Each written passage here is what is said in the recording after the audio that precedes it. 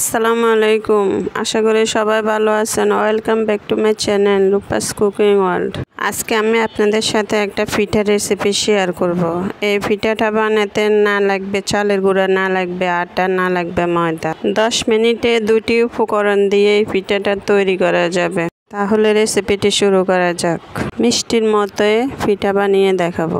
প্রথমে একটা প্যানে আমি দিয়ে দিচ্ছি 1 টেবিল চামচ রেগুলার রান্নার তেল। তেলটা দিয়ে দিচ্ছি 1 কাপ কোরানো নারকেল, দিয়ে দিচ্ছি 1/2 কাপ গুড় আর 1 চিমটি লবণ। গুড় আর নারকেল একটু নেড়ে ছেড়ে দিয়ে দিচ্ছি 2 টেবিল চামচ গুঁড়া দুধ। গুঁড়া দুধটা দিলে পিঠাটা খেতে আরো মজা হয়। ভালো করে নেড়ে ছেড়ে মিশিয়ে একটা সাইডে রেখে দেব।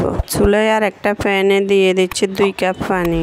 পানিটা ফুটে আসলে দিয়ে দিচ্ছি স্বাদ মতো লবণ, দিয়ে দিচ্ছি 1 কাপ সুজি। সুজিটা দিব আটতে থাকবো, না হলে দলা পেতে যাবে। সুজিটা নেড়ে ছেড়ে শক্ত একটা ডো হয়ে আসলে নামিয়ে নিব। সুজিটা ঠান্ডা হওয়ার জন্য একটু অপেক্ষা করব। অপেক্ষার পর এটা হাত দিয়ে ভালো করে মথে নিচ্ছি। মথে নেওয়ার পর আমি ছোট একটু লেচি নিয়ে নিচ্ছি। লেচি নিয়ে এভাবে হাত দিয়ে গোল গোল করে বাটির মতো বানিয়ে আমি ভিতরে নারকেলের পুরটা দিয়ে দিচ্ছি। দিয়ে এভাবে মুখটা বন্ধ করে মিষ্টি শেপ দিয়ে দিচ্ছি। এভাবে আমি সবগুলো পিঠা বানিয়ে নিচ্ছি।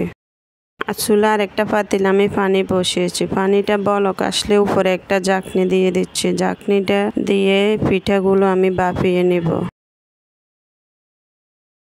পিঠাগুলো সিদ্ধ হতে 10 মিনিট সময় লেগেছে।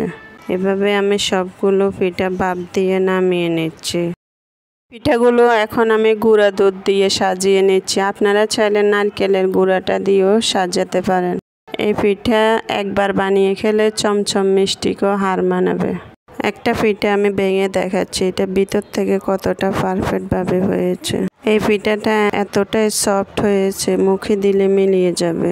সুজির পিঠা আপনারা তৈরি করে বিভিন্ন রকমের খেতে পারেন, চালের গুঁড়ার প্রয়োজন নেই।